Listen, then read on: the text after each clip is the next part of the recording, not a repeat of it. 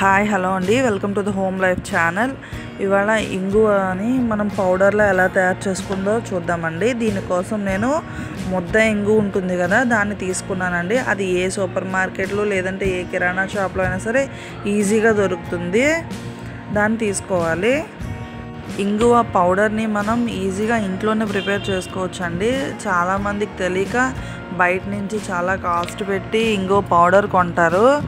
నేను కూడా చాలా కాలం అలాగే కొనేదాన్ని. నాకు ఈ టిప్ తెలిసిన దగ్గర నుంచి నేను ఇంట్లోనే ప్రిపేర్ చేసుకుంటున్నానండి. ఇంగువ మనం బయట షాపుల్లో కొనే పౌడర్ ఇంగువలోని చాలా పర్సెంటేజ్ వరకు వీట్ ఫ్లార్, గోధుమ పిండి ఎక్కువగా ఉంటుందండి. ఇలా మనం తయారు చేసుకుంటే దాన్ని మనం తగ్గించవచ్చు. దీన్ని మనం ఒక్క చిటికడంత వేసుకున్నా సరే చాలా బాగా స్మెల్ వస్తుందండి. ఇది ట్రై చేసిన తర్వాత నుంచి నేను ఇంకా అది ట్రై చేయడం మానేశాను. ఇంకా ఏమీ లేని ఎమర్జెన్సీ టైంలో మాత్రమే ఆ ఇంగు వాడుతున్నాను. నేను రెగ్యులర్గా ఇదే వాడుతున్నానండి. మీరు కూడా ట్రై చేసుకోండి. ఇలా ముద్ద ఇంగువ ఇలా అమ్ముతారండి.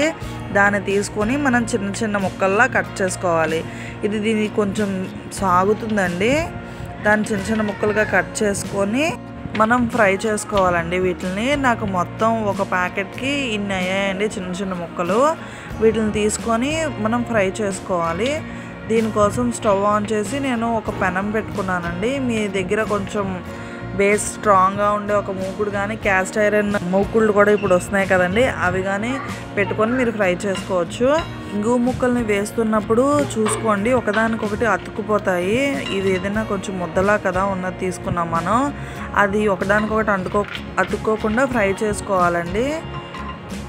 మొత్తం ముక్కలన్నిటిని పెనం మీద వేసుకొని బాగా ఫ్రై చేసుకోవాలి. ఇది ఫ్రై చేస్తున్నప్పుడు మీడియం టు హైలో అడ్జస్ట్ చేసుకుంటూ ఒక్కొక్కదాన్ని ఫ్రై చేసుకుంటూ ఉండాలండి. బాగా టర్న్ చేసుకోవాలి.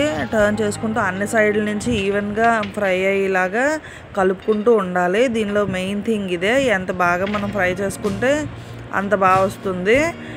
ఈ ప్రాసెస్ పూర్తిగా కంప్లీట్ అవ్వడానికి 10 to 15 minutes పడుతుందండి.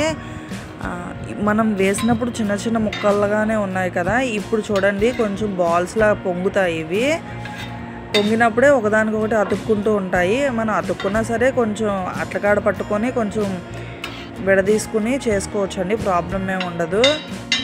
దీనికి కలర్ కూడా కొంచెం చేంజ్ అవుతాయండి. అవి మనం టర్న్ చేస్తున్నప్పుడు మనకి తెలిసిపోతుంది.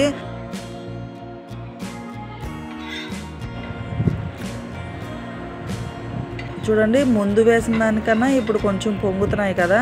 ఇదిగో ఇలా ఒకదానికొకటి అతుక్కుంటూ ఉంటే మనం అట్లకాడ పెట్టుకొని దాన్ని కొంచెం నొక్కుకొని విడదీసుకుంటే సరిపోతుంది. ఇలా మొత్తం ఫ్రై అయ్యేదాకా బాగా వేయించుకోవాలండి.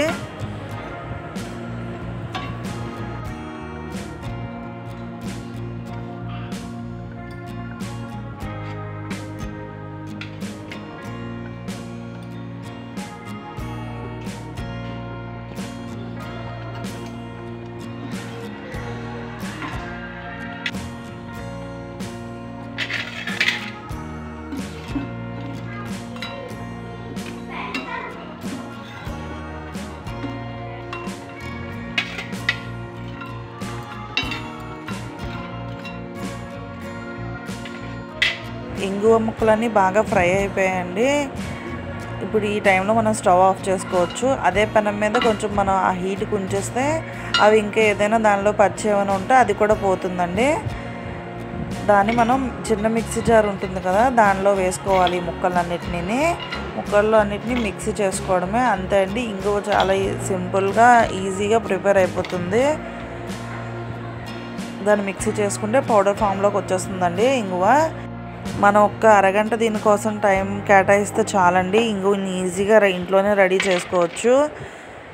అంతే అండి, ఇంగు రెడీ అయిపోయింది. దీన్ని మనం పప్పు కూరల్లోని, తాలింపుల్లోని, ఎందులోనే మనం రెగ్యులర్ ఇంగు ఎలా వాడుకుంటామో అలాగే వాడుకోవచ్చు అండి. ఈ పౌడర్ని మనం ఒక గ్లాస్ జార్లో తీసుకొని స్టోర్ చేసుకోవచ్చు అండి. ఇది ఎంతకాలమైనా స్టోర్ ఉంటుంది. అంతే అండి. కంటెంట్ నచ్చింది, మీకు యూజ్ అయింది అనిపిస్తే please like, share and subscribe. Thank you so much అండి. ఇందులో మీకు ఏమైనా డౌట్స్ ఏమైనా ఉంటే నా కామెంట్ బాక్స్లో చెప్పండి, నేను దానికి రిప్లై ఇస్తాను. థ్యాంక్ యూ అండి. Thank you so much.